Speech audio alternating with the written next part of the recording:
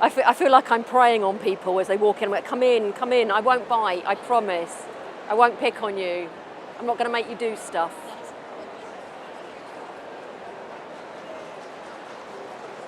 Can you hear me there? Loud and clear, those who've got their headphones on?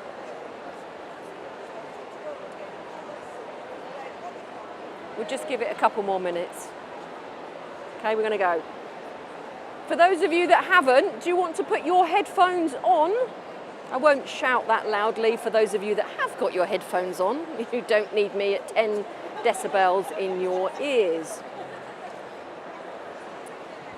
Lovely. Do we have working headsets as well?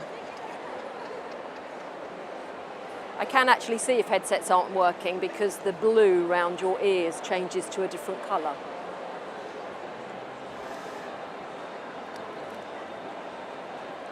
The only person's name I know is Anthony, and Anthony, would you like to let that lady know that's next to you as well to put headsets on? Otherwise she might, if you don't put your headsets on, you might think it's a very, very boring presentation because all you'll be seeing is me jumping around and you'll be thinking, what on earth is that all about?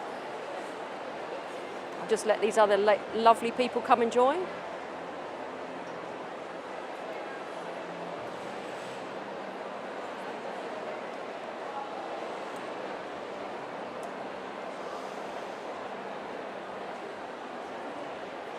We all set and ready to go. Right. Good afternoon. I want to say good morning because I haven't actually had my lunch, and I always feel like if I haven't had my lunch yet, it must still be morning, but it's not. It's the afternoon. We're going to have a fun 40 minutes. Don't worry, I won't be getting you to all, stand up and do things and exercises. What I love about these silent seminars is, first of all, I don't have to raise my voice, which is great. But also, sometimes when I do these things, I've done a few silent seminars now before, and what I find is that when I do stuff, people are avidly writing notes, or on your phone with your notes as well. Please don't go on Facebook because that's quite rude. But people want to ask questions, and the thing with silent seminars is people will put their hand up to be seen to ask a question, which is amazing. Some people might not want to ask a question in an open forum, and I will hang around at the end so that if you want to come up and ask me anything, I can do. But what it does, and if you've ever stood up and given a talk, what these silent seminars does is it absolutely eliminates the heckler. No one ever heckles in these silent seminars. Brilliant. Love it. So, we're going to be talking about the ripple effect of our behaviours. Who understands about their own behaviours and the ripple effect that they may be passing on? Yeah? You all definitely understand it when the ripple effect happens to you, doesn't it? Let's start you with a couple of stories.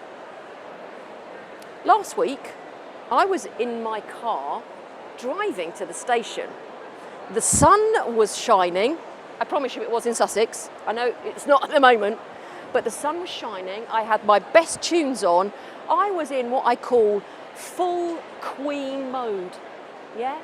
I was off to deliver a whole day's workshop with my client, and they were going to get the full Vic O'Farrell experience. Great mood. As I pulled up to the roundabout and I looked to give way, at the corner of my eye, I noticed coming down the slip road, a van driver. I'm just on the roundabout, this van driver's not stopping. Oh, no, white van man, here he goes. Cuts me up, round the roundabout, brakes on, beep, you. I won't shout that down your ear holes, what I actually said, and I won't show you the hand gesticulations. Carried on driving. I'm not letting anyone out now. I get to the station car park. Now, I don't know about you, but I always have to park roughly in the same bays in the station, otherwise I forget where I've left my car. I think it's called menopause brain. But I get to this bit and there's maintenance work and they've barriered them off, and I'm like, oh, all right, where am I going to be? And I've ended up on the roof of the car park. It doesn't matter because the sun was shining, but I'm like, oh, get my bags. I get into the ticket office. Ticket machines out of order. I turn around, massive queue now. Right, get in that queue, shall I? Get to the front. Travel car to London, please. Stand on the platform. I get my tea out my bag, and the Queen is no longer with me. I always do that, and I look like I'm opening a can, don't I? But you know that's a tea. Has anyone ever had a journey like that? You know, that starts off really well. You get up, and before the day impacts you, you're like, this is gonna be a great day. And then other people's behaviours just come and suck the life out of it. How about this one then, actually? As PAs, you have, I like to call you, you're the glue that holds the whole business together, yeah? Your MD has asked you to make sure that on the next quarterly meeting with the senior leadership team, that they all produce their report about the quarter past and the quarter going ahead. Yeah? Now, this is a true story because I was at one point the sales director who was asked for said report. I'm embarrassed to actually even share this with you, but I'm going to, because I feel vulnerability is authentic. We get to the day, and I've walked in, and the MD's PA's come up and said, "Vic, I haven't seen your report." And I'm like, "Oh, I've got it it's on my laptop." "Sorry? I've done a PowerPoint, it's on my laptop." "You've done a PowerPoint on your laptop? I asked you for a report." "Oh, I didn't kind of hear the word report. What I heard is what we've done in the last quarter and what we're going to do in this quarter. So I put a great PowerPoint together, and it's got lots of lovely pictures. In fact, it's got pictures of all the sales team. It's going to be brilliant." But that's not what I asked for. Now, actually, when I think about it, the word report, what I should have said was format. Now, I'm sure as PAs, you would have said that you want those, and you want it in an A4 format, and you want it in a document so that it can be shared. But me, I didn't hear that. I heard quarter gone and quarter ahead. I'm like, brilliant, I can put a PowerPoint presentation with loads of pictures in. See, the thing is, when we think of things like that, we always, the saying is, isn't it, treat others how you wish to be treated. That's what we say, isn't it? And absolutely, when it comes to your values, your body language, and how you interact with people, absolutely treat others how you wish to be treated. But when you're giving instruction, or when you're talking to somebody, I would always say, treat others how they wish to be treated, especially if we're giving instructions. Because I know what I want, but that might not be what any of you want. You might be completely opposite to me, and you probably are, because we all have different behaviour styles, don't we? And I want to explore 3 things in this, what have we got? Half an hour-ish. I don't do fine detail, it's an ish. But don't worry, I will let you go, I won't keep you in here. So what are the behaviours that you give out that bring out the best in those around you? And you must know what they are.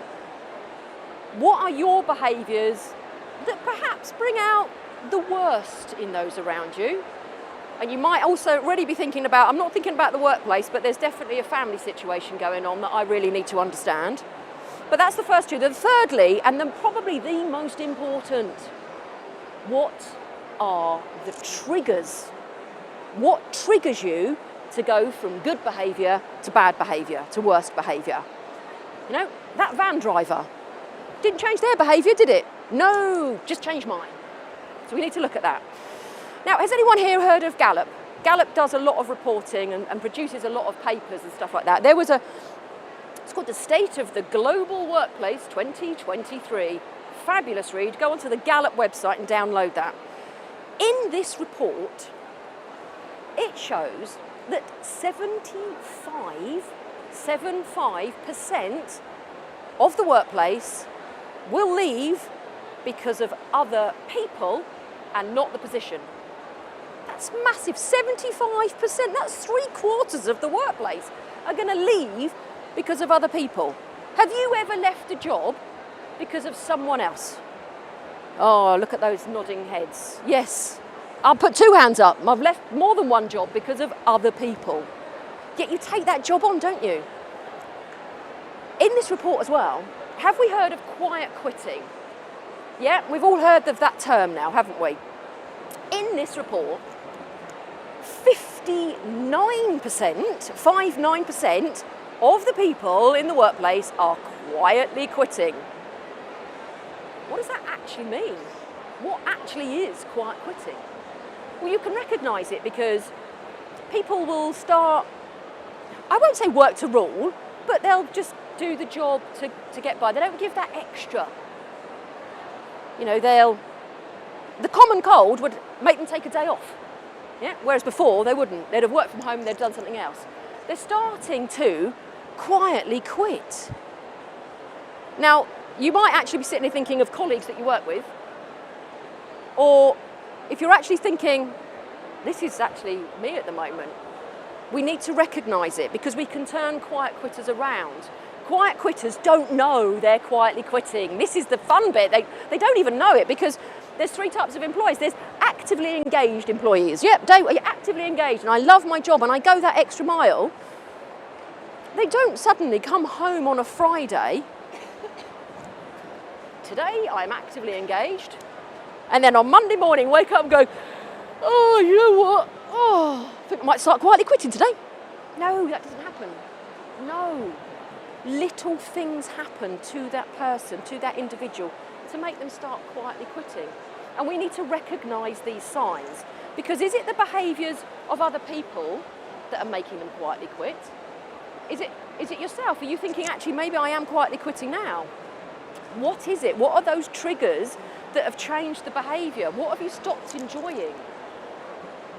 So if that's quiet quitting, what else do you think we've got in the workplace? If there's three. We've got some of them loud quitters, haven't we? I won't talk loudly in your ear. And how do we recognise a loud quitter? Well, because they tell us. They actually tell us, don't they? And you might recognise people because they're the type of people that tell you. So as a PA, perhaps you've organised a meeting and you've phoned up one of your colleagues to tell them when it is, and they'll be like, oh, honestly, I don't know why I'm doing this. Why are we doing another one of these meetings? I don't need another one. Oh, I've got nothing out of the last one. I see some of you giggling. You've probably got this person in your mind. You're painting a picture, aren't you? You're seeing their face already. You know, or you've organised a day's training maybe with an external trainer that's come in. Oh, God, there's a whole day. I don't need to do this. I know this stuff. I don't need to do it. And God, you're paying someone else to come in and do it. What a waste of money.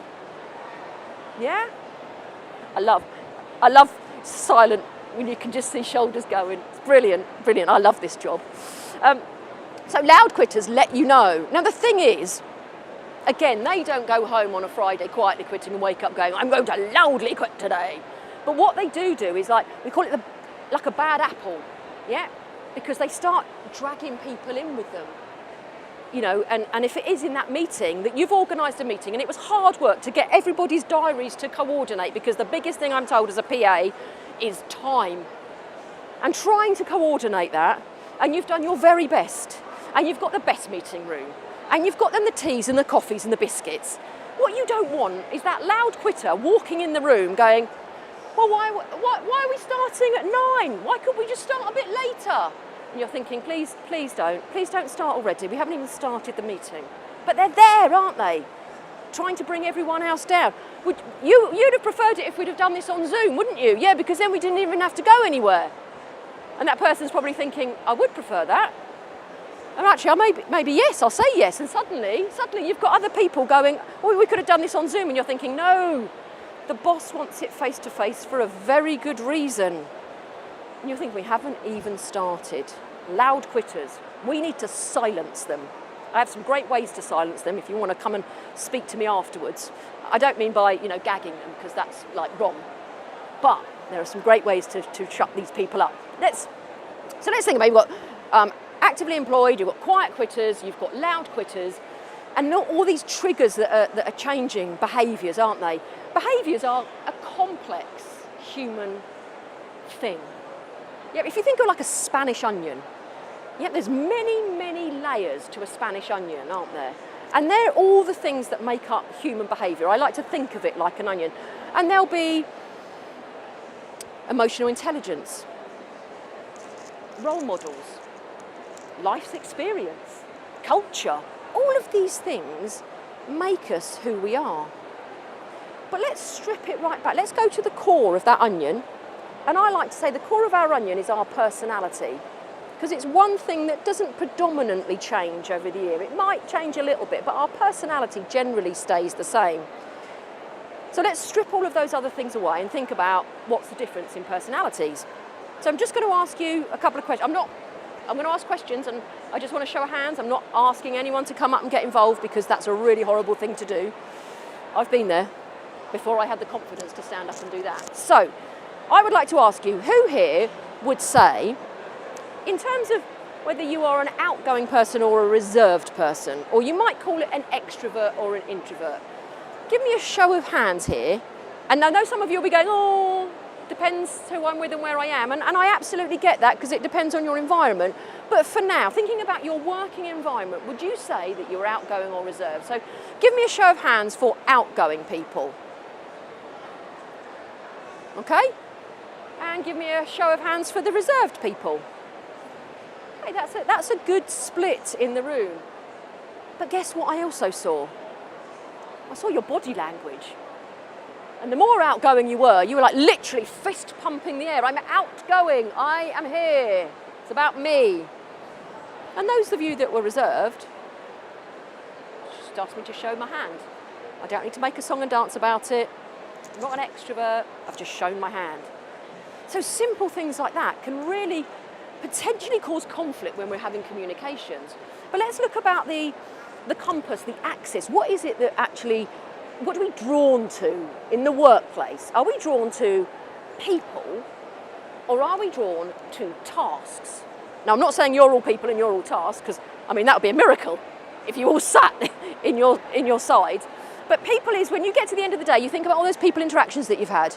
The phone calls, the conversations, the people you've met, the random conversation. Even here, you might reflect on all the people that I met at the PA show. Or do you think about the tasks that you've completed? The meeting you set up, the emails you sent, the report you put together for your boss. What are you drawn to, the people or the task? And again, depends on the day of the week and what I'm doing. But just for this exercise, can I have a show of hands of those of you that said people? Yeah. And a show of hands for those of you that said tasks. Okay. Again, that's a really nice split in the room, which is great. So we've got outgoing, we've got reserved, we've got people, and we've got tasks. So to just give you this, it's just going to give you a real high-level understanding of what your dominant personality style is, what your strongest personality style is. And we're a blend of all of them, and you may well have done different personality profiling tools. There's loads out there on the market. For this, I'm just going to use some colours, and I'm going to use the disc system, because it's the easiest one that I remember, and I think, well, if I can remember it, everyone else can remember it as well. So, show of hands that said they were outgoing and task-focused. Outgoing and task-focused. Okay, so in the world of disc, that would be the D, and that would be dominant, or if we're in the world of colours, it would be red energy. And you can tell these people because they are dominant. They are demanding of themselves as well as others. They're very direct. They're very decisive. They're the doers. They're driven. Nothing wrong with that. We just need to understand that if we're perhaps working with somebody who is the polar opposite to us, that D could come across perhaps as a bit disrespectful to somebody polar opposite. When we're with other reds and other Ds, it doesn't matter. We can be as direct and as demanding and as dominant as we like to be. Everyone wants to be in charge. That's the red one. Outgoing, task-focused. Right, who said that they were outgoing and people-focused? Yeah, okay. So in disc terms, that's the I. That stands for influence, and in colour terms, it's yellow. Influence. Inspirational people. Interested in others. Impressionable. Influential. They are the ones that are out there with the other people. Not an issue at all, but perhaps when you're with somebody that's the polar opposite to you, this I, dare I say it, could stand for irritating. I only know that because that was a word that was given to me once. along with the donkey from Shrek. So, oh, it's a bit harsh. And then I realised the person I was with was completely the polar opposite to me, so I had to rein my donkey in. Sunshine yellow. So that's outgoing. That's outgoing on both sides. Outgoing task and outgoing people. So who here, keep it with people, said that they were reserved? That's not going to stay on there, is it? Chuck it on the floor. Reserved. Reserved and people focused. You see, I have to look up again because the body language becomes reserved. Reserved and people in disc terms is the S, steadiness, and in colour terms it's green. These people are steady. They are stable. They're supportive. They're sensitive to other people's feelings. These make great diplomats. Yeah, because you see things from everyone else's viewpoint, which is amazing. But because you are on the reserved side of it and people focused, if you're with somebody who is the polar opposite to you, this S could stand for shy. And that is an awful word to use. I would never describe somebody as shy. Because what I've learned in the last 12 years of doing all of this stuff and all of the training that I've done is that the S can also stand for strong and stubborn. Because if you believe in a cause and you are standing there to stick up for your people, you will dig your heels in. Right, finally, where's the rest of my people? The reserved and task focus. Okay, and in disc terms, that's C, compliant. In colour terms, it's blue. These people are compliant. They're careful. They're cautious. They're competent. They're correct. And they're clever. About facts and details and information. Yeah. I always need to make sure I've got a blue person in my corner to pick up all the mistakes that I make. The only thing is again, reserved and task focus. This blue, this C, can come across as cold because you've taken the emotion side out of it.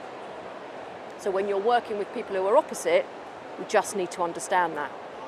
Now, as I said, we'll be a blend of all of these. God, glad I did the squats at the gym this morning, up and down, getting these out. Oh, sorry, I forgot. I'm talking to you, aren't I? Not myself. What we need to remember is that some of these people are outgoing and some of these people are reserved. And there's absolutely nothing wrong. That's the other thing, isn't there? There's no right or wrong with personalities. Yeah, it's not one is better than the other. We are a blend. And what we have to do is we have to recognise, understand and respect that we're all different. Now, you'll be a blend. You might be thinking, oh, well, actually, when you said the other letter, I'm a bit like that as well. I absolutely get that. This is just a high-level exercise to understand your strongest style. But just on communication, just when we are talking outgoing and reserved, when we are talking extroverts and introverts, what's the difference? What's the difference? Outgoing people externalise their thought process. Reserved introverts internalise their thought process. It's just different, that's all. So what do I mean by that? Well, if you ask an extrovert a question, as they're answering it, that's their thoughts. As I like to call it, just verbally vomiting them at you. And they might change as they're actually telling you them. And they might go off somewhere else. It's not a problem, it's just that's how they think externally. And reserved people internalise. So what would that mean if you asked them a question? It'd probably be something called silence for a few seconds. Not much. But the problem is, these extroverts don't like silence. Silence is not golden. If I've asked a question and you aren't answering it straight away, you clearly haven't understood. Therefore, I'll need to reframe it and re-vomit it at you. And you're thinking, well, hold on a minute, you've just asked me a question. Let me think about it before I answer that. Why do you need to reframe it? It's disrespectful. Well, I mean, have you ever had somebody that's done that to you? Have you ever had someone that's then done it like a third time? The third time, and what do these people do? Oh, they just walk away. You're clearly not interested in my answer, so why are you even asking me? Can you see just the ripple effect of not even understanding our thought process can have an impact on how we behave with each other? Extroverts, what we need to do when we've asked a question, if we can understand that we've got somebody that's reserved in front of us, and by their body language, we can tell by body language. You know, outgoing people have loud body language, not quite this loud, I am exaggerating for the sake of this talk. And reserved people have a more reserved body language. They will probably speak in a softer tone. So extroverts, and I learnt this the hard way, when you ask a question and you know you're with somebody that's reserved, count to 10. Or if you can't make it that far, just count to 5. Quietly in your head, while this person thinks about what they're going to say. So, ask a question, but not without, being nice. So I've asked you a question, I could be asking you, so how did you get to the XL today? And yeah, you're going to answer that, and I'm going to count in my head. Let me think about that. I mean, it's not a hard one, because hopefully you only got here a few hours ago and you can remember how you got here. Brilliant. But if you ask somebody, say if you're reserved and you know this person, let's face it, how many different people do you have to deal with? You've got to deal with the boss, you've got to deal with the stakeholders, you've got to deal with the clients, you've got to deal with the colleagues, prospects as well. You've got to deal with everyone, haven't you? You have to be the best chameleon at reading because you have to deal with everybody on every level. So if you are reserved and you know that you've got a really loud person that's going to come and ask you a question and they're going to re-vomit at you because you know straight away that they've got the patience of a pea, what you could actually say to them is, great question, let me think about that. That's actually told the other person that there's going to be some silence and they might feel a little bit uncomfortable, but if they re-vomited it at you again, you could say, I did say let me think about it, I'm still thinking, so please don't reframe a question because that's quite rude. Oh, that was a big one. That was a big one. I remember saying that once though. I do remember saying that. Total respect I got from the person who was just being so red at me. So that's how we're thinking about, and if you think then about the difference of people-focused and task-focused. So these people that are people-focused want to talk about, if you're setting the meeting up, all they're interested in is who else is in the meeting? Who else is coming to the party? Who else can I interact with? These people, they want to know the agenda. They want to know what time it is. They want to know what time the breaks are. You've got to deal with everybody. You have to be the most amazing chameleon, the glue that holds everything together. Because suddenly I've got to go all task focus. I know these people, all they're going to want to do is all of the agenda and that. I'll put it on there to make sure they've got the people. These people, all they want to know is the people. And perhaps what we're having for lunch. Different things for different people. It's not right or wrong. And actually, when you think of it in simple terms like this, whether you use colours or whether the letters help you, just think of yourself, it's not rocket science. It's not rocket science. And you might even be sitting there thinking, do you know what, I could totally understand why my partner really rubs me up the wrong way. I won't look at faces there because, don't want to give that away. So that's our personalities. Like I say, we layer all of these other things on. Layer on life's experiences, layer on what's going on in the world.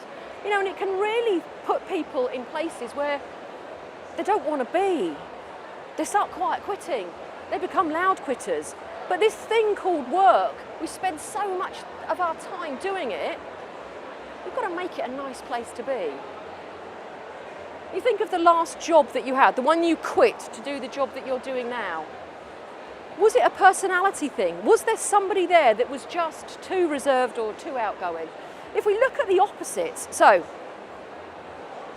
let's take outgoing and task-focused and reserved and people-focused. That's the opposite styles, yeah? So you generally find if someone's very red, they don't have a lot of green in their personality. It's okay, it's not a problem.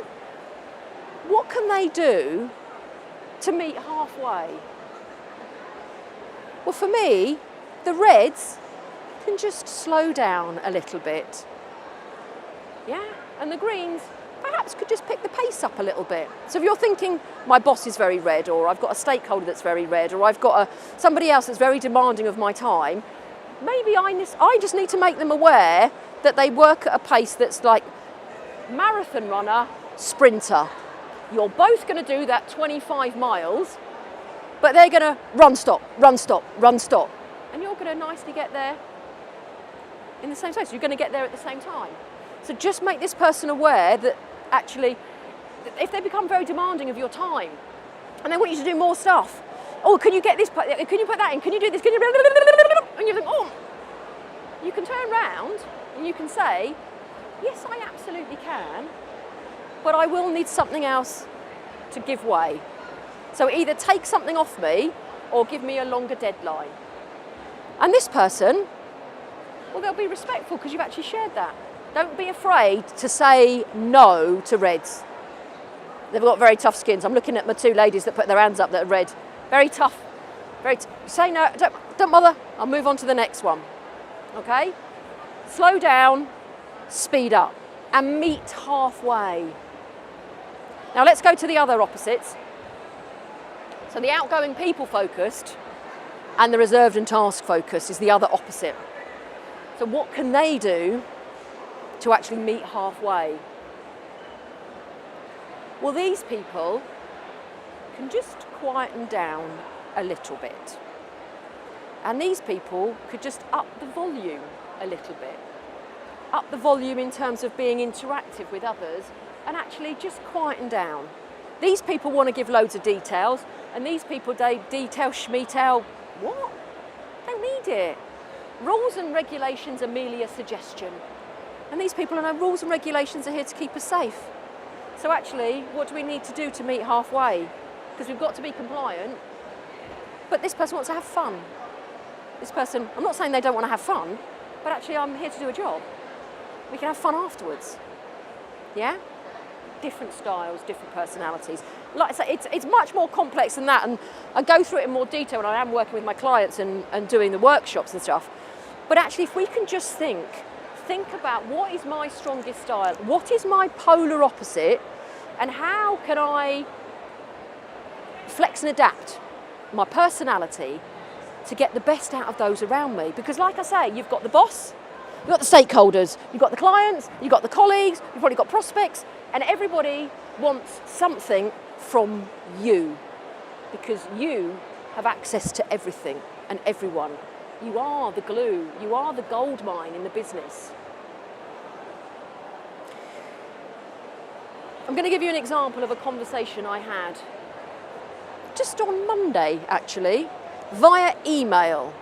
Because we have to remember, I've just talked about the verbal communication, haven't I? Yeah, what about the written communication? That's a whole other world. That is a whole other world on how people write. So I also have a business. There's 4 of us business partners. We have got a portfolio of rental properties.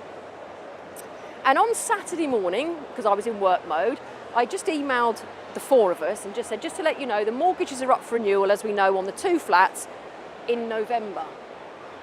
But rather than what we did last time, that we're up for renewal, and we went up to the deadline and auto-renewed, and we've ended up on a really, really pants rate, and to keep my voice clean. I said, I'd really like to start the process now, if that's okay. So I'm sending this out to you, and Dave, the broker, is on the case. That was Saturday morning. Sunday, I'm having to read this because this was Monday, and I can't rehearse it that well.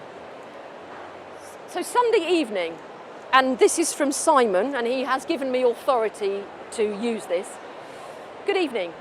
I will read and revert. However, with all these people, they need to know they do not, and definitely do not, have the right or the expectation of continued business. He should be told he has the right to re-quote, but we shall be investigating other quotes. He should not be relaxed in any way about continued business with us. At all times, we need to have a sharp pencil ready to poke them in the eye. Me. Thanks, Simon.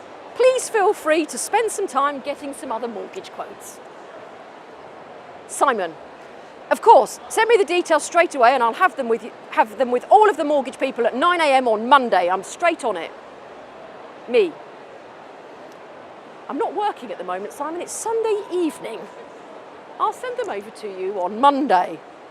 P.S. You do know that Dave is a broker, not the mortgage company. So he will actually be going out to get all of the quotes from different mortgage companies to get the best deals on the market and then come back to us with different options. Simon. Understood and inwardly digested. However, we have many irons in many fires and I do not stop. Agents, brokers or anyone that costs us money need testing at all times. We need to achieve the best price. That message came with a kiss at the end of it, because Simon knew that he was starting to rile me on a Sunday evening.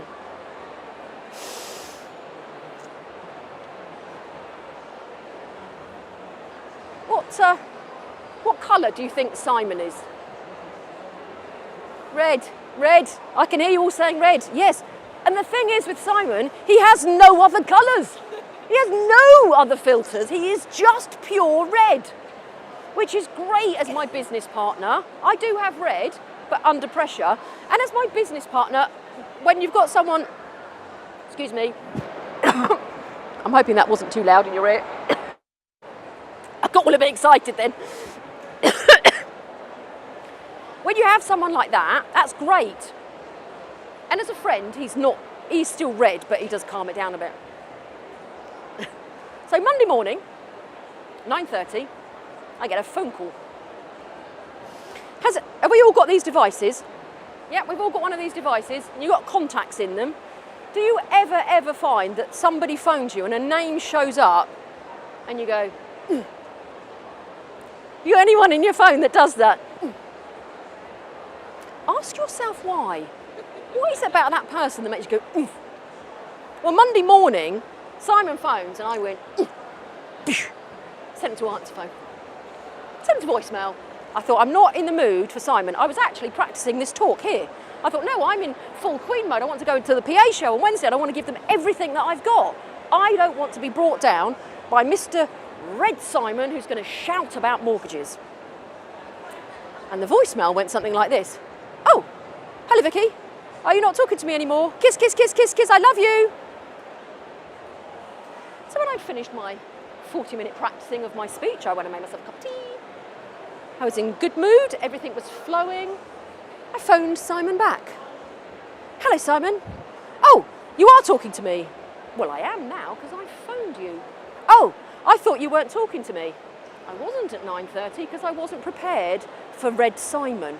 Oh, you know, it's just, I said, Simon, don't forget what I do for a living. Of course I know. So when I send you to voicemail, it means I am not ready to be Simoned. I'm not ready for that. I am now. And we had a lovely conversation. And absolutely, I said, go out, do whatever you want to do. I really feel like I need to contribute. You do so much in this business, and I really want to make sure that I'm contributing. Not a problem at all, Simon. Not a problem at all. Let's get the best deal for us. Great. And we moved on. Because I knew, just by seeing his name on my phone, it triggered me. And I thought, I'm not being taken out of this space. This is what I do. This is what I love doing. I know most people think that's mad that you actually love standing up and talking, but I love it. I found a job that I love. I don't even feel like it's a job. So I recognise triggers. Last week, I'm in my car driving to the station. The sun was shining.